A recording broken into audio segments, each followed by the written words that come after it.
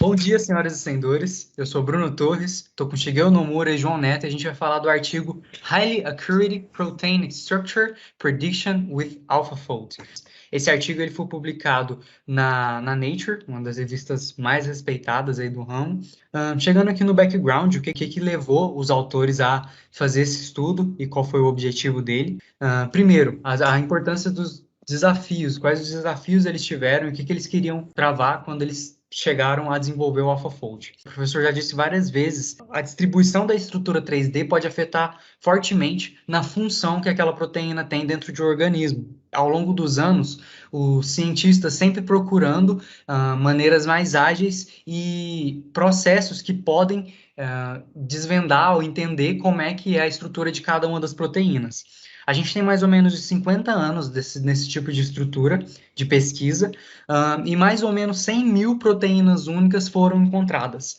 Mas, assim, esses 100 mil parece um número bem alto, mas perto das bilhões de proteínas que a gente tem na natureza, fica realmente inviável da gente conseguir evoluir com a efetividade, com a eficiência que a gente precisa no mundo de hoje, sem um software, sem algo que a nível atômico consiga desvendar qual é a estrutura 3D dessas proteínas. Por isso, a gente chega no AlphaFold. Qual que é o grande benefício da aplicação dessa ferramenta? O AlphaFold é o primeiro método computacional capaz de prever essas estruturas. Então, primeiro que antes era feito em meses ou anos de estudo dentro de uma proteína para ver qual que seria a estrutura 3D e também entender a sua função, hoje você consegue fazer em minutos, horas. Ainda é um processo trabalhoso, como eu disse, são bilhões de proteínas que a gente pode estudar, mas só esse processo que a gente vai explicar como funciona já é de uma precisão e de uma escalabilidade muito maior do que a gente tinha antes. Um dos grandes diferenciais do AlphaFold é que os estudos que eram feitos antes, eles eram progressivamente mais rápidos, mas mesmo assim não chegavam nessa eficiência. Por que eles eram mais rápidos a partir de que você ia evoluindo? Eles conseguiam pegar as estruturas que já estavam delimitadas lá nos bancos de dados e usar como referência para definir as novas estruturas. O AlphaFold ele não precisa disso. Ele tem uma velocidade que pode ser aumentada se você tem já uma estrutura similar no banco de dados, mas ele não depende disso. Ele consegue com a precisão muito alta, inclusive comparando com seus concorrentes diretos, bem acima ou nivelado, mesmo não tendo um histórico, chegar a uma precisão muito alta. Para apresentar o que o AlphaFold é capaz, vou introduzir o CASP, que é uma espécie de concurso, uma avaliação crítica, né, da predição de estruturas de proteínas e que é realizada bienalmente, usando estruturas recentemente resolvidas que não foram depositadas no PDB ou divulgadas publicamente. Então, é um teste cego, né, para os métodos participantes e tem servido por muito tempo aí como avaliação padrão ouro para previsão da estrutura. Neste contexto, né, que eu falei, o AlphaFold, né, que foi desenvolvido pela empresa DeepMind, é um modelo, né, baseado em rede neural, né, foi submetido e avaliado na CASP 14, né, que foi realizado em dezembro de 2020, demonstrando precisão competitiva, né, com estruturas experimentais na maioria dos casos e superando outros métodos, ou seja, conquistou o primeiro lugar aí no evento. Bom, agora vou falar um pouco da metodologia, né? O modelo proposto é constituído de 3 partes principais: a parte do pré-processamento dos dados, né, necessários aí para predição da estrutura, a parte do bloco de construção da rede, né, que eles chamaram de Evoformer, e a parte do módulo de predição da estrutura, né, tridimensional da proteína. Aqui a gente tem uma visão geral, né, do modelo, né, essa parte 1, que seria o pré-processamento, a parte 2, né, que seria o Evoformer, e a parte 3, que é o módulo de predição da estrutura tridimensional da proteína. Para a parte do pré-processamento, temos as seguintes entradas: o alinhamento múltiplo de sequências, o MSA, e os histogramas. E as seguintes saídas: a representação do MSA, que é uma matriz cujas colunas representam os resíduos e as linhas representam as sequências. E a representação em pares, que também é um vetor de 2 dimensões, representando um histograma. Para os dados de entrada do alinhamento múltiplo de sequências, que é o MSA, temos aqui, por exemplo, os primeiros 90 aminoácidos de uma proteína ribossomal para diferentes organismos ou espécies como bovinos, humanos, camundongos e outros que foram gerados pelo software Clustal-X. Particularmente, aqui temos a informação de que a lisina e a arginina foram conservados em todos os organismos desta lista. Isso indica que muitas proteínas desempenham funções similares em diversas espécies por causa do ancestral comum. E esta informação evolutiva é importante para a predição.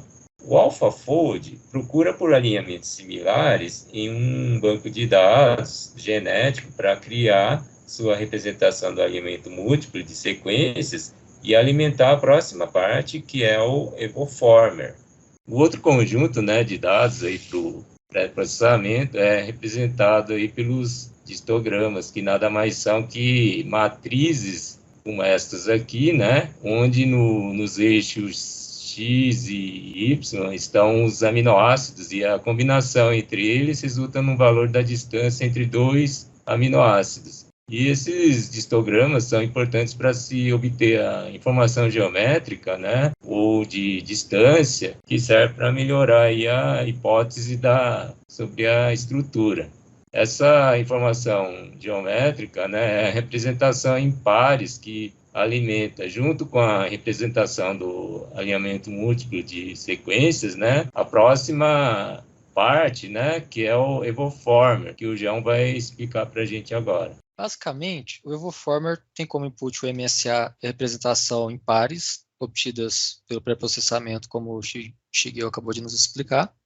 E como output, ele tem representações melhoradas, para serem usadas pela próxima parte do modelo que a gente vai explicar daqui a pouco. Essa é uma rede bem complexa, e cada etapa do Evoformer envolve bastante teoria matemática, que não entra nem no escopo do próprio artigo. Então eu não vou entrar muito em detalhes não, mas se alguém tiver curiosidade, o artigo disponibiliza um material suplementar detalhando quais métodos matemáticos são utilizados para cada passo da rede, vocês podem dar uma olhada. Uma visão superficial, tanto o MSA quanto a operação por pares passam por algumas transformações que são mostradas nos retângulos desse diagrama. A representação do MSA passa por algumas operações e a representação por pares é interpretada como um grafo bidirecional em que cada aresta tem um peso diferente dependendo da direção e ocorrem vários cálculos para melhorar as representações e satisfazer as condições necessárias para a próxima parte da rede, onde a gente vai determinar onde cada aminoácido ficaria no espaço 3D. Cada rede do AlphaFold possui 48 blocos do Evoformer. Cada um tem o seu próprio peso, então ele faz algumas transformações ligeiramente diferentes, e dependendo da estrutura, pode ser necessário passar pelos Evoformers múltiplas vezes para chegar no resultado satisfatório, um processo que a gente chama de reciclagem. Igual está destacado na imagem em vermelho, toda vez que a gente passa ali pelo Evoformer, a gente passa ali geralmente 4 vezes antes de ir para o módulo estrutural. Como funciona o módulo de estrutura? Basicamente, ele recebe a representação do MSA, ele pega ali a primeira linha, de representação dos pares trabalhados, e ele processa isso para gerar o backbone, que são as partes principais da estrutura em 3D, e ele também gera a posição de cada átomo em 3D, uma segunda parte.